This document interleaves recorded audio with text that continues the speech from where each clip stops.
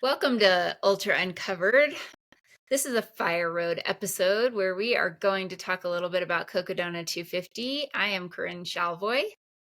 And I'm Russell Ditzworth. And there is a lot of racing happening next week, but the biggest and longest race is Aravaipa Running's Cocodona 250, fourth year of the event.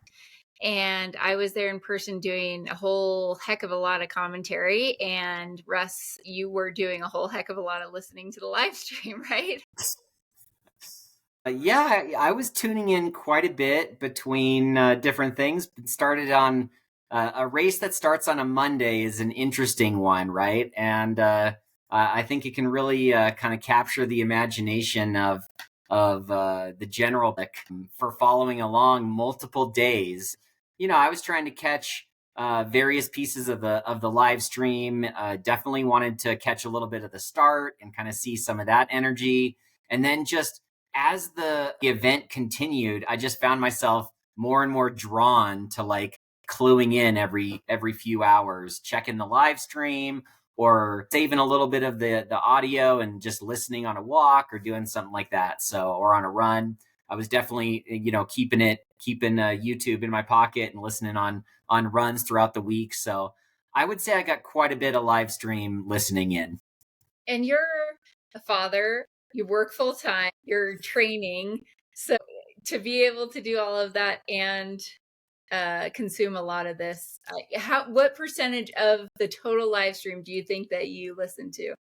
Shoot, I probably, I listen to probably 5 hours of podcasts a week anyway. So it definitely replaced all that. I don't think I listened to any other podcasts other than live stream. So 5 hours for sure. And then probably a little more. I'd probably put it in the 10-hour range total of like between various things. Definitely every time I was running, I'd get at least an hour and a half there. So yeah. That's commitment. That's what a fan does, right? That's right. That's what fans of the sport do. Yeah. These 100-mile events, they're too short. They're over too quickly. So, I know, no, right?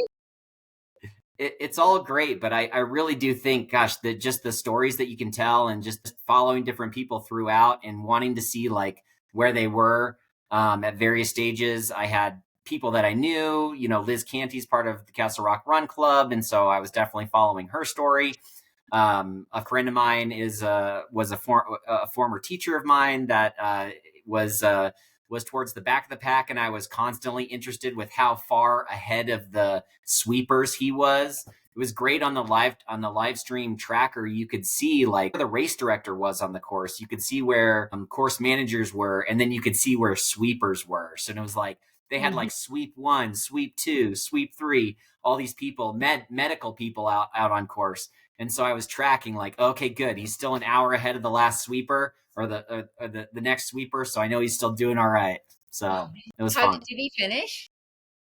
He did not finish. Last year, he got timed out at Crown King. And this year, he made it to Whiskey Row in Prescott. So he made it to mile 78 and then was timed out. But I think he'll keep trying. He has tons of Aravaipa results. His name's Brett Barker.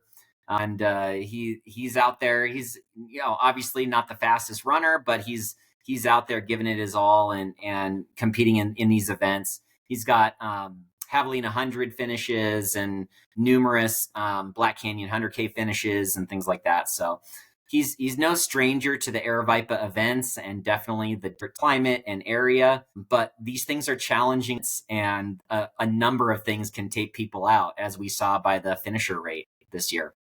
Yeah. Well, that's super impressive that he even is towing the line and going for it. But as we were talking, this is kind of unique because you don't have to have a qualifier to enter this race. This is not a easy thing to do. And so it just creates an interesting dynamic. I mean, they do have a cap in terms of entrants that are allowed, but yeah, for somebody like that to just be able to kind of get out there and see what they can do, extend it a little bit more year over year is a pretty interesting story. Yeah, and it's interesting, right? Even though there's no qualification, you see a lot of people from the through hiking world or the FKT world And these people that come out and do Cocodona, I would not categorize them as unprepared.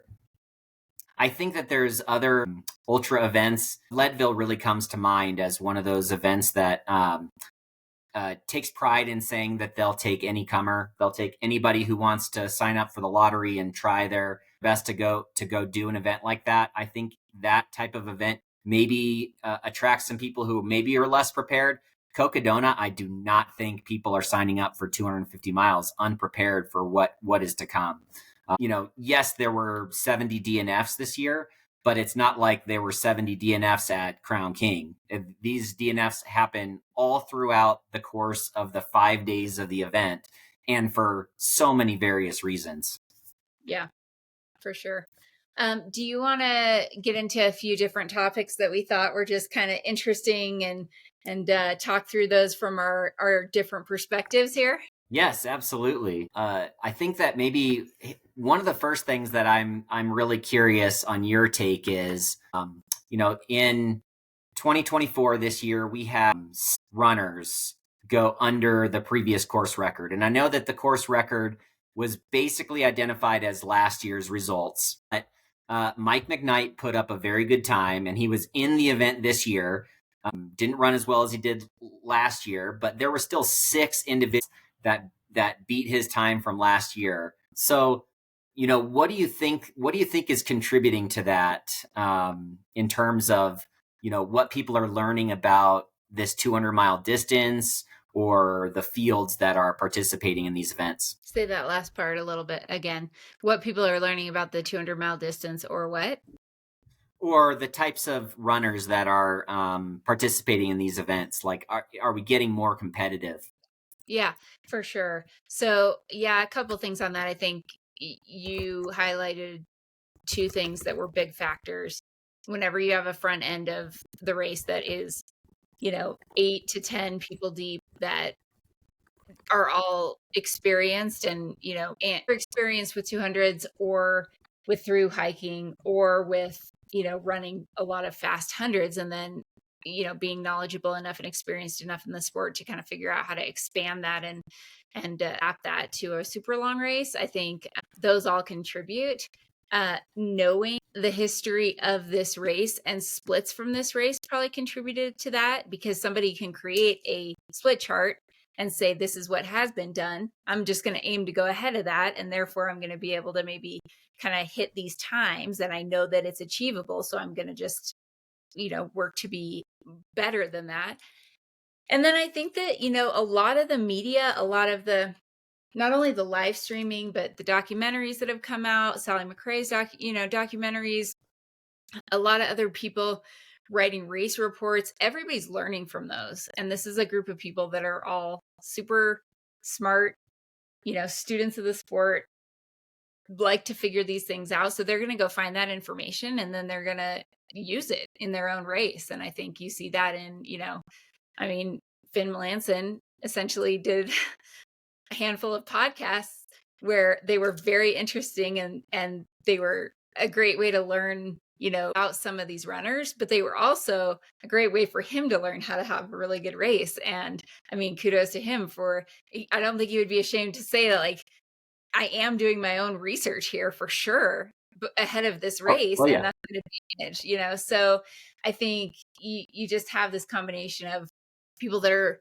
intrigued by it, that are going to go research it, study it, that are going to try to, use what they can learn from other people. And that's just going to result in the times getting faster and faster.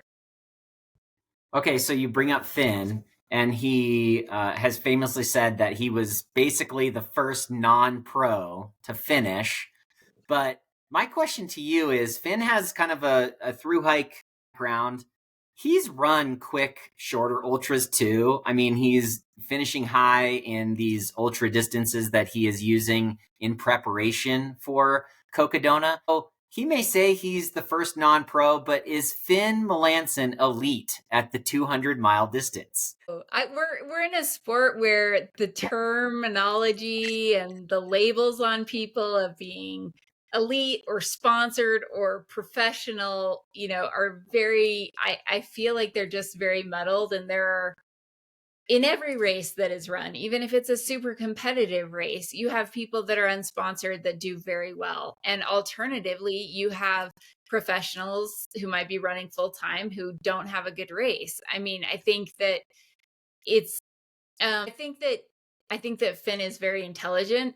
I think that he's also very intrigued by these kinds of like adventures and this kind of challenge, and to have that kind of motivation and passion for doing something is really going to help you be able to perform. I mean, it sounded like he also trained his ass off for it, and Yeah. so I would say he was, but I think that absolutely you're going to put him in a category of being like elite at this kind of thing. And I mean, I don't know if I just think that the term elite is, I don't know, it's just too subjective in our sport to kind of put a definition on it. He ran an excellent time. He ran a really, really good race. I loved listening to the recap on it. And I think that it will be exciting to see kind of how he uses this result to bolster his confidence in future racing. What do you think? Yeah. And so here's what I would say. I'd say if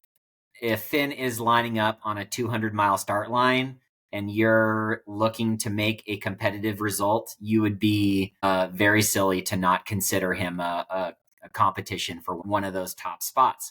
And I think it's for all those reasons that you just stated.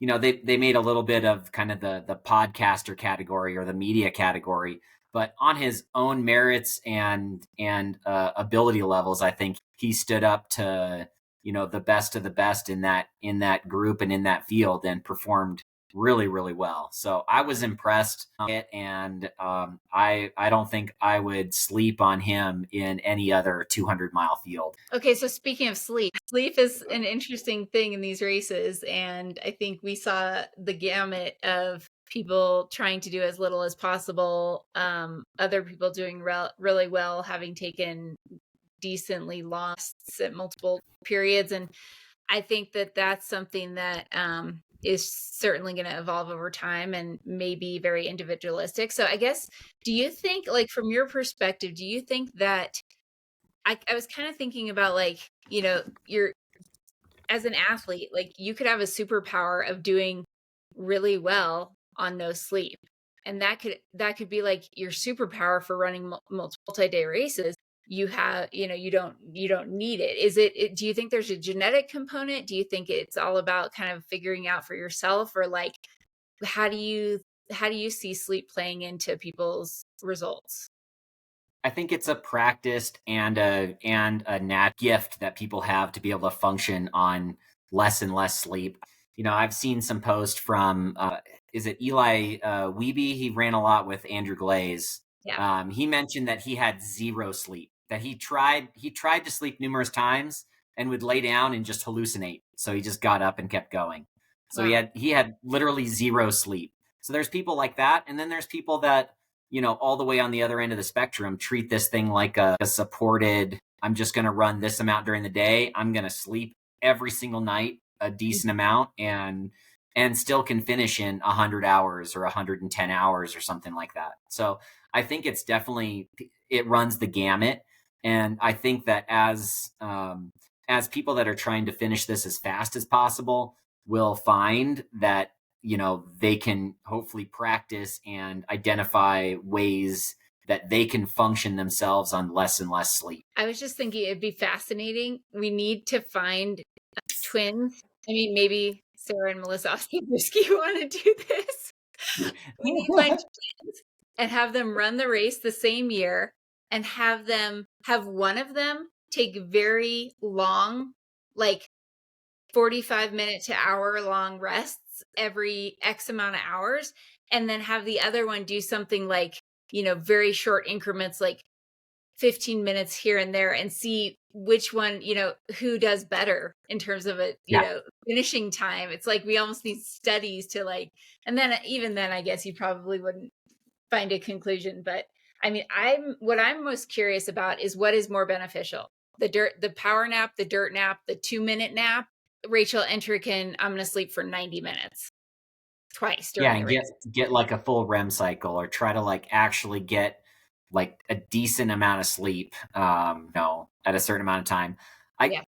I think that's what I would try to do. I would try to, of course, I would be trying to complete the event. So, I heard somebody say like, hey, think of it like this. You're trying to get to a certain point by a certain time. If you get there a little bit ahead, then that's your bank time that you have to sleep and Right. before you keep moving. Right. But at the same time, sometimes stopping and resetting isn't the best thing for you. You can put yourself into a little bit of a funk. It's not like just because you're stopping and resting, that's necessarily going to be a positive for you. There is something to be said about that continuous forward momentum and being able to work through things on the move. The nice thing about the trail naps, every time I hear dirt nap, I think like people dying. So I always call them trail naps. The trail naps is that it you can just like, hey, I really just need 2 minutes, or 5 minutes, and you're almost falling asleep walking or running. Like that to me seems the most effective. You're going to sleep somewhere that's somewhat uncomfortable. I mean, John Kelly talks about this at the Barkley, right? If he needs to sleep, he's going to find the most uncomfortable rock possible so that he knows that he'll wake up Yeah. when Yeah. he needs to. I mean, and then I talked to, Joe McConaughey before the race, and he told me that his 5-minute dirt nap was the most regrettable sleep that he had. It didn't do anything for him the previous Right. year. And I think I saw this year that he also just kind of struggled to really get anything out of the naps that he took. So there's probably also something to be said for how quickly can you fall asleep and, kind of unwind and take advantage of that time that you're using. So I don't know. That's a component to this that is totally evolving, and like I don't think we know if there is a best way to do it yet. Let me ask you this, Corinne. Do you know how many runners decided to do this event with zero crew? I only know of one person. That's because he talked about it. Andy Glaze. Andy Glaze talks about doing it. I don't know if they call it screwed or basically like no crew, I only aid think there stations. were a handful more. Yeah, I don't know exactly how many, but I think there were a handful more. And like, I mean, I think that's admirable. And I think it's also kind of like interesting to think about it like completely being a personal journey and a solo journey. Like yeah, you are relying on aid stations, but it is also like a way to completely test yourself by yourself. Can I do yeah. this?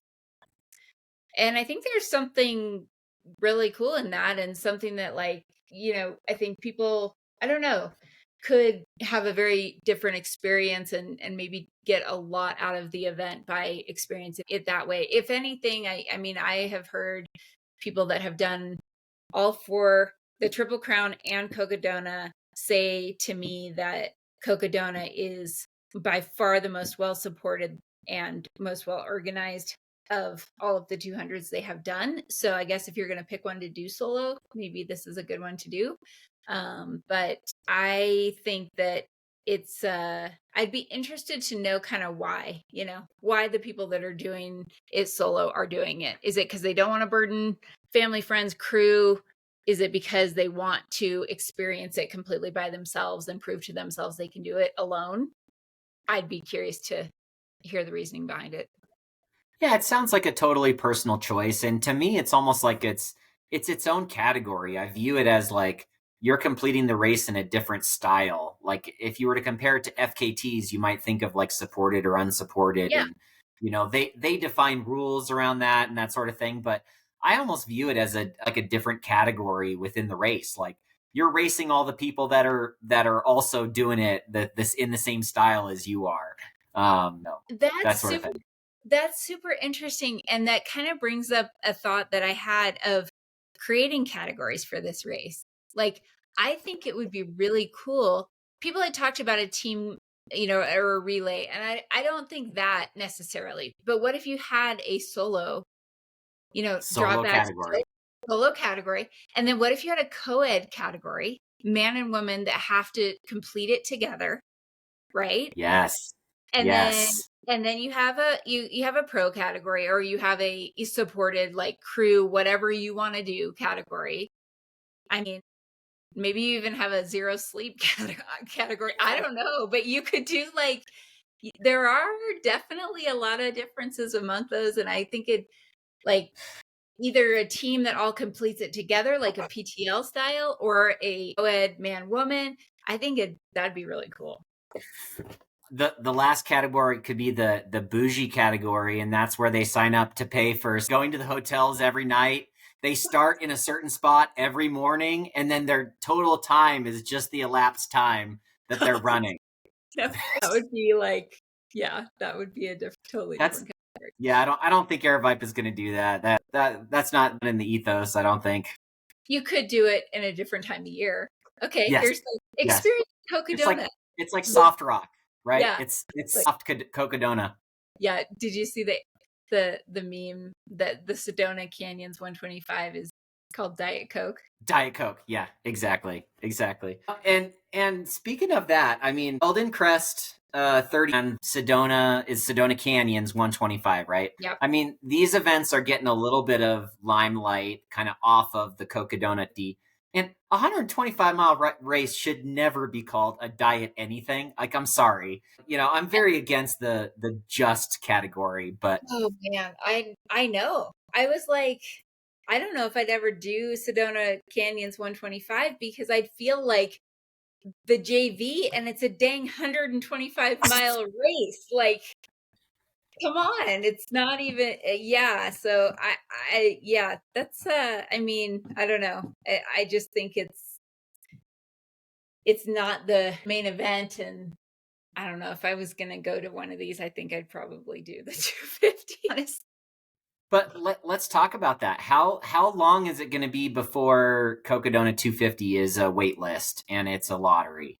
Like, I think that it's going to continue to get more and more popular. They talked about opening registration during the event, and there's already so many registrations. But if you really want to do it, you could just sign up when it first comes on and still get into the race.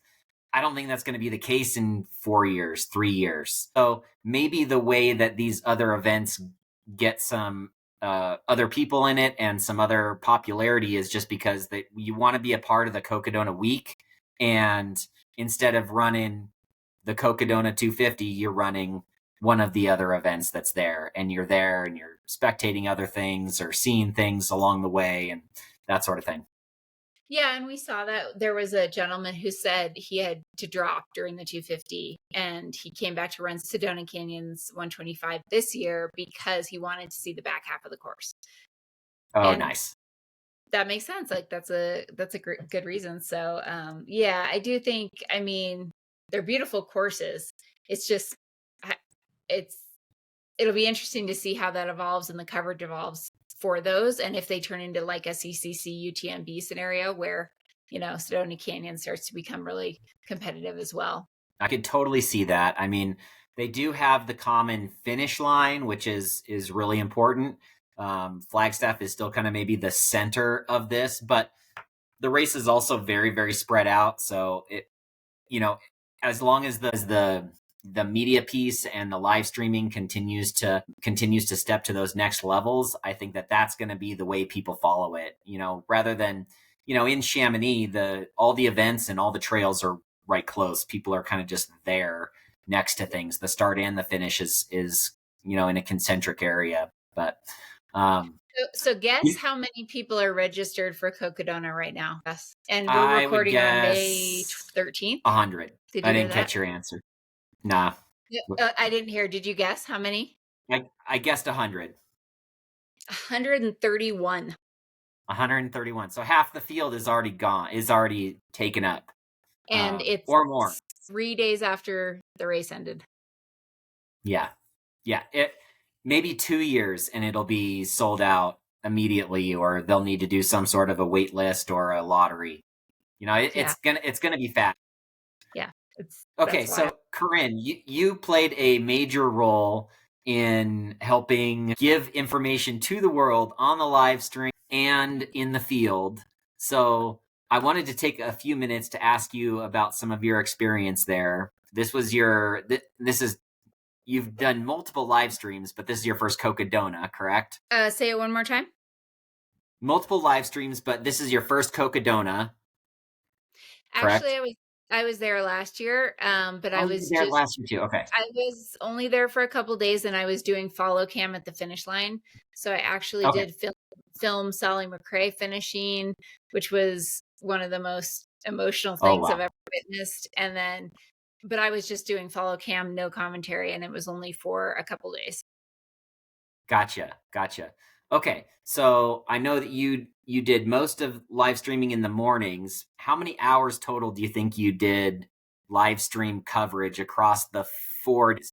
Monday, Tuesday? Did you do Wednesday, Thursday, and Friday? Did you do 5 days? I did 5 days. I was only supposed to do 4 days. I was supposed to pace Liz Ganti on Wednesday, and she ended up dropping it around mile 150. So I did jump in and help out Wednesday in a couple of places, but then I also ran up to the top of Eldon and was able to film Jeff Browning and Harry Sbertis and Arlen Glick all coming up Eldon at the very end of the race, which was awesome. And just, I don't know, it was kind of, I couldn't even fathom they were moving so much better than I would imagine I'd be moving at the end of that kind of distance. And so anyways, I got to do all of that, but probably 35 to 40 hours total of work. That's an incredible amount of talking. And you had some good partners in crime there. I think my favorite grouping was yourself and Angie Jones Wilkins. That was a good group. You guys had some good chemistry there. So a lot of hours talking about the race and just kind of about everything. Let me ask you, what was one of your favorite stories from the front of the pack on the men's side? Let's start there, and then we'll do the women's side as well. From the front of the pack. Yep, on the men's side first, and then we'll talk about the women's side. Okay, front of the pack on the men's side. I have a couple. So one would be that I heard. So we started kind of doing these impromptu, like, and I maybe this was always in the plan, but we didn't talk about it beforehand of bringing people in afterwards when they're done. Have them come in Yep. and do an interview, and it's a little different than just post race interview right at the finish line. We had lots of time, so we kind of just said to people, whenever you want to come in, just let us know. Here's the address of the studio. Show up. We'll figure it out. We'll get you in. Harry Sbertis from Alaska, who won the race, apparently, I think it was Chris Warden who went and talked to him at the finish line and said, Harry, we'd love to have you on to hear a little bit about your race and what happened. And he said to Chris, I'll have to see if I can figure that out because I was going to go volunteer tomorrow. That is awesome. And I absolutely love that because I think it is so emblematic of our sport and the people that are in it, that they're selfless. They want to help other people. They do as much for, fellow runners as they do for themselves. And it was just like, of course, let me just finish. Let me just win. And then go out there and work some more and volunteer, which kudos to him for even having the energy and the capacity to think about doing that.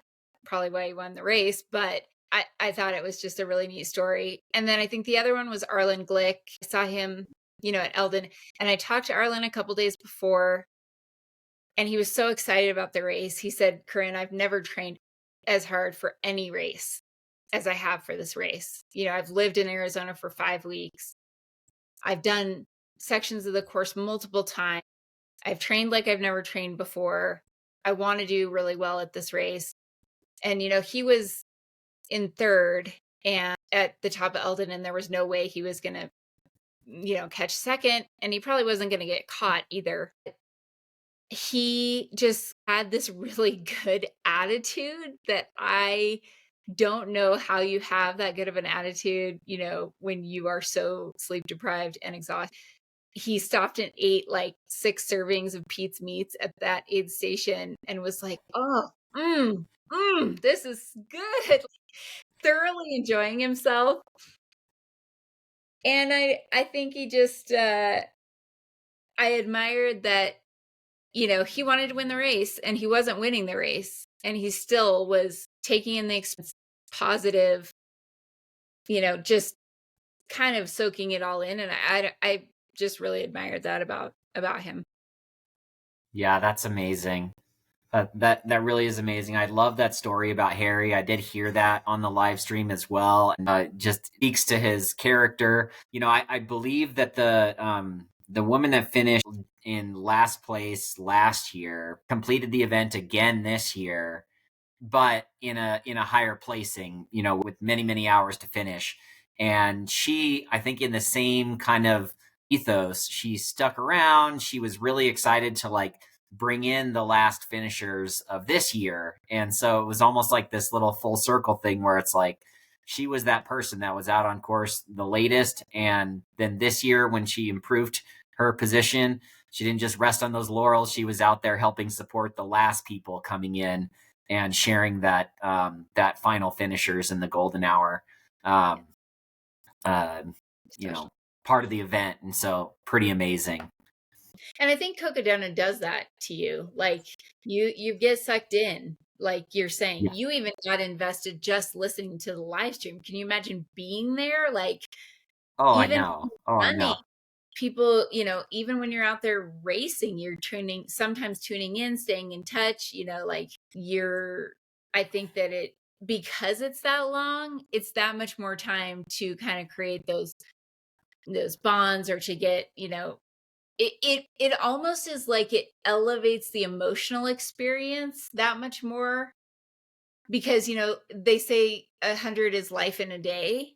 And it's like, if that's life in a day, then like then a 5 long day race, 3 to 5 long day race, what is that like? That's like life, and then you go to purgatory, and then you go to heaven, and then you go back to earth, like what? And get reincarnated a couple times. Multiple lives in a week. Yeah. So Yeah, and you're living and hopefully growing with that empathy for kind of everybody who is going through that same experience. It's pretty amazing. All right, I think that the women's field was really interesting in terms of the diversity of the types of runners who were participating. You had everyone from really people and high finishers from last year, like Mika Thews, and Rachel Entrekins had a ton of great results. But then there's also like Ashley Paulson coming from kind of the road 24-hour scene. And you had, even Liz Canty, our friend, had high expectations coming into this, and really, kind of paired this with another event, kind of right before it. And so everyone kind of trained for these things a little differently. What were some things from the women's field that you were following and that you thought were interesting stories? Well, I think one of them was Manu Villaseca, who ended up in second. Yeah. And I'm fascinated kind of by her number one, because it was her first 200. Number two, because it was suggested to her by an athlete that she coaches that she try to do this because they thought that she would be really good at it, because she's very mentally strong and tough overall. And that was what spurred her to even look into it. And then I think also, she, from what I understand, has quite a extensive career doing a lot of hundreds, a lot of mountainous races, a lot of the classic, iconic races. And she told me that she was, no longer really motivated by that, and she needed something new. And she said, my heart is with Cocodona. After watching everything and going down the rabbit hole, and she said she watched the movie with Eric Sensman, and it felt like she was watching herself, like she could relate to it, she had some of those same thoughts. And so I think it is also an opportunity for like an evolution in one's running career, that they can kind of be reinvigorated by the challenge of it. And I think what we saw was that passion for going for something new and exciting completely play out in like the best way possible with her. And so I loved her Absolutely. story. I listened to her interview, and one thing that stuck in my mind was that she was mentioning that she was walking at the end of the race, and she was walking because she was feeling sad that it was going to be over soon, and she wanted to like capture as much of Cocodona as she possibly could. How many of us in these events are just waiting for the finish line so we could go sit down? Like, that's the only thing we're thinking about, is like, how soon can we get to this finish line so I can stop doing what I'm doing? And she's out there saying, no, I want to enjoy this as much as possible and take in as much of this as possible. So I'm really going to enjoy and savor this last bit. Like, I think it's really insightful. Something that I will think about as I am completing some of these events is like, I get to do this. I need to be appreciative of every moment, even these final miles when my body is saying that all I want to do is go sit down. Like, I need to still have that gratitude and enjoyment. Yep, totally. That I am right there with you. I mean, but that's really cool that she was doing that. And I think, she said she wanted to experience Arizona, and it was an exotic landscape, even though she lives in these gorgeous mountains in Spain. And it's like, I think that kind of speaks to coming in with the right mindset of like, I'm here to experience this entire thing, and I want to be out there, and I want to be in the middle of it. And yeah, the attitude and her seemingly like positive, just like demeanor the whole time, I think was probably a huge part of her success. Yeah. You mentioned earlier that you were up on Eldon, chasing the lead, both Jeff Browning up Eldon. I saw some of that video. And you were getting all sorts of credit in the chat for like chasing Jeff up and over the mountain, and then heading back, and then getting video of the next person. And then all of a sudden you're with Arlen, and people are like, how many miles is Corinne running up there? So you were getting all sorts of credit in the chat. It was really fun to do that. They were all wanting you to go all over the mountain. I kind of want to go ahead. Oh, I was just saying, they were wanting you to follow everywhere. Like, now, can you get some second place, and then get some third place, and then go back to first place? And they were just dying for content. Well, that's very nice. But yeah, I had to get a run in because I hadn't done my pacing. So I did need to get a run in. So that was helpful. But I like, and it was interesting because I was thinking to myself as I'm going to follow them, like, what would I want if I was a runner? I was trying to be very respectful. I was trying to be quiet because I think somebody mentioned that before, that like, I think it was Rory Moynihan. He was out there pacing, and somebody said, what's the difference between, being in here and being in the field? He's like, it's really quiet out there. Like, these people, you get out there and you're next to them and you see how hard they're working and how deep they are. And there's no, noise around. There's no, and it was just, I don't know, I just wanted to be really respectful of that, but I also wanted to capture it for people. So like, I'm talking to his pacer about like, do you want to be in front of me? Go ahead. You go wherever you need to go to take care of your runner. And I will just go around that and try to work around that. And, I'm like, do the pacers want to be talked to or not? Do the runners want to be talked to or not? Like, is that going to be annoying or is it going to be helpful? Like, I almost went into pacing mode. Like, I almost was like, you're doing great. You're crushing this. Like, but then I was like, shut up. You're not the pacer. Like, you don't know this person. So it was a very interesting thing, but I was just really, really impressed with everybody I followed. Well, you mentioned that, that Jeff Browning was going sub 8-minute pace, going back down. And it was just like, the chat just went through like 150 comments in a row being like, oh my God, I can't believe he's moving that well.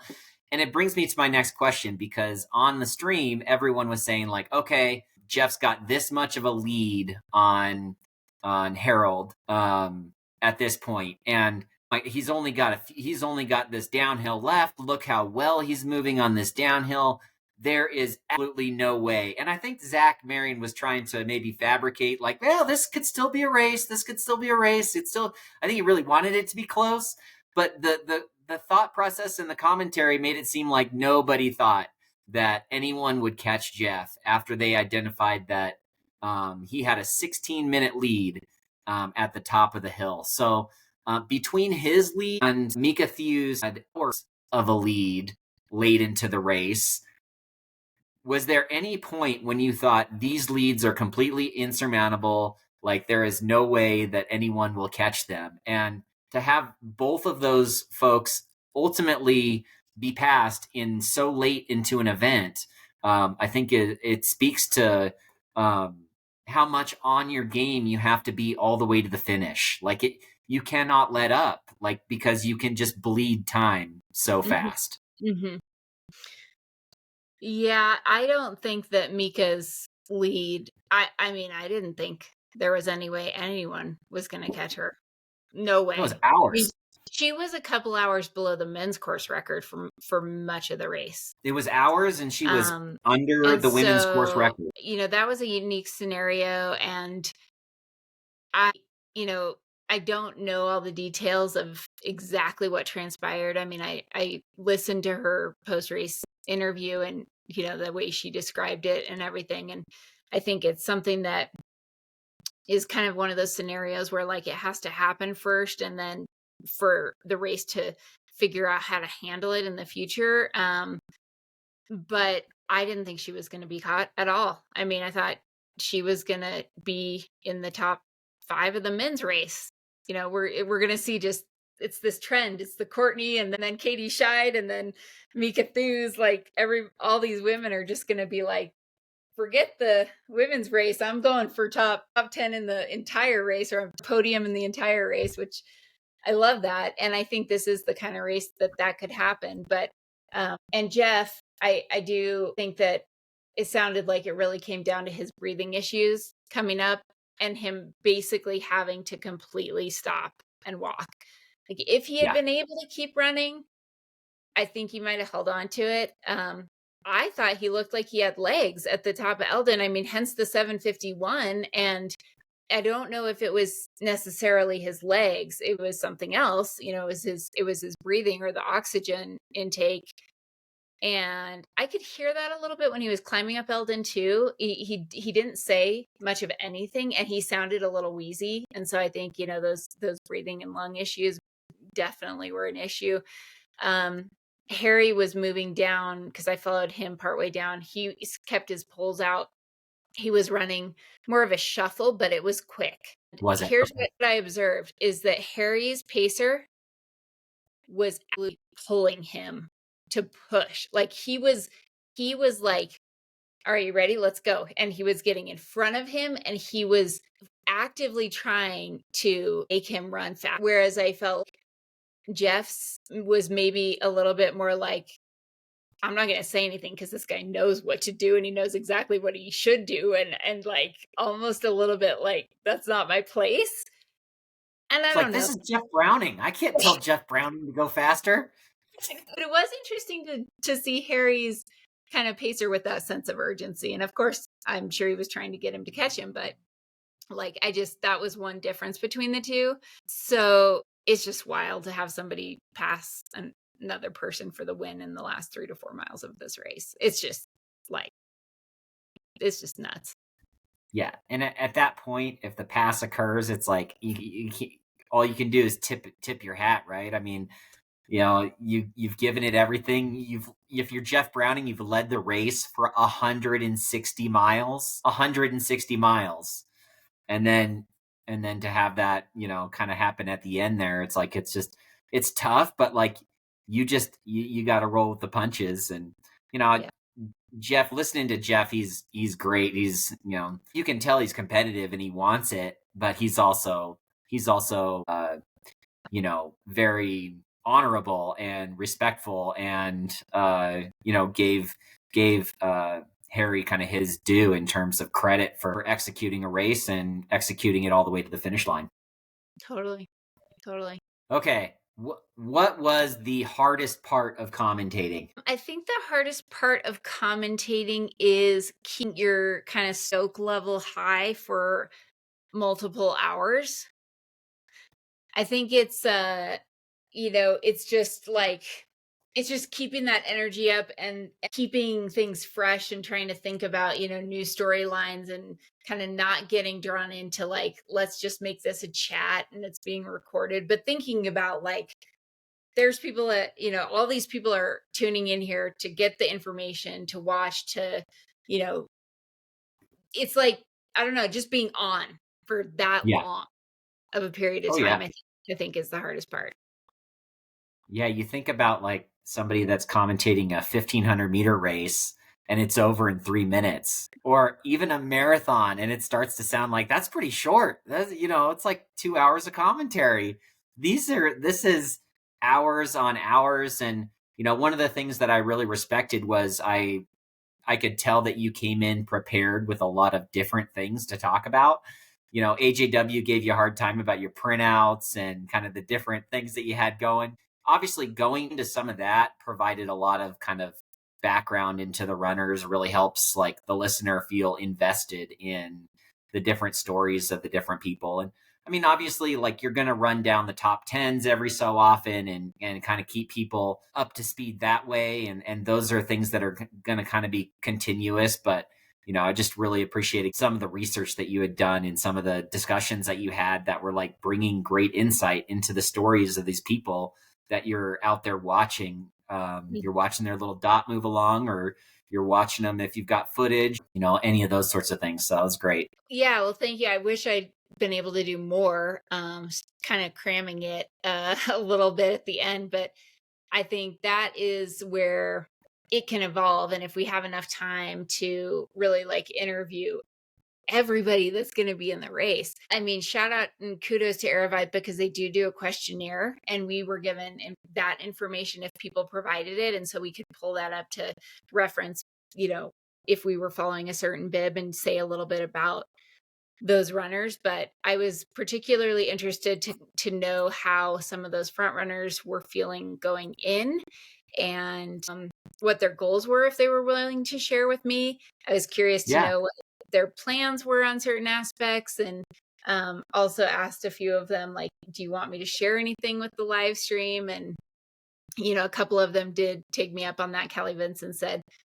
yeah, just tell people if my dot's not moving, don't worry, I'm probably just taking a nap, and like, Joe McConaughey said, yeah, give a shout out to my wife, who's my crew chief, because she's amazing. And, so I love that kind of stuff. But that was yeah, I think that's an area where we can do more in terms of getting some of that intel beforehand and then really using it to fill the time. I mean, Callie is a fantastic story, right? I mean, she tried and was not able to finish this race previously, and she finished well in the middle of the field this time.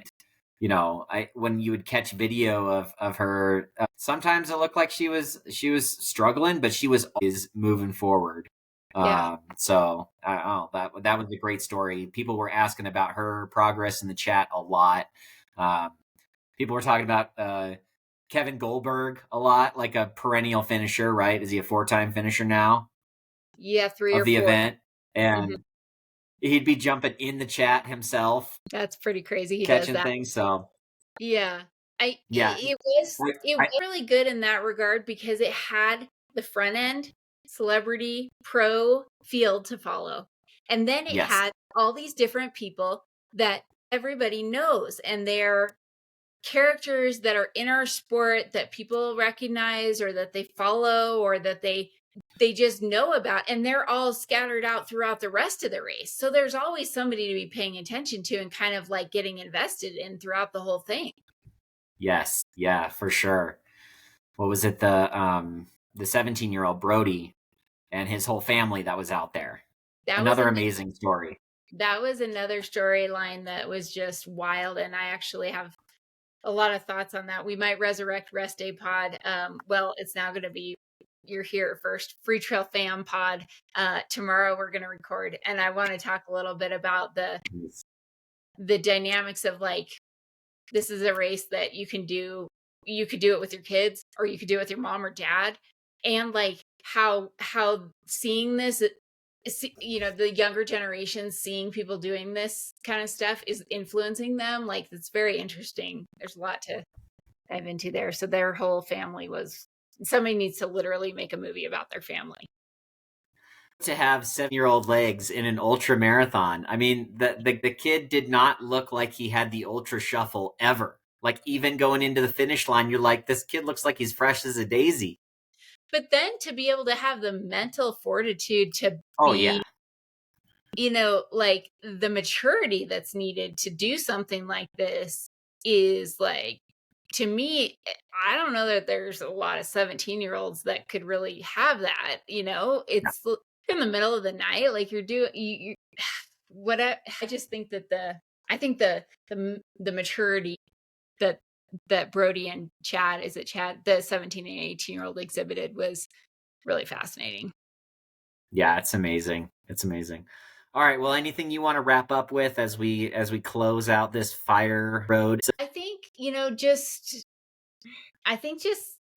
it's really interesting how this race in particular is becoming appealing to so many people. And I think that it is a really unique vessel to bring so many other people into the sport from all different like angles from and all different arenas, from through hiking and FKT community, to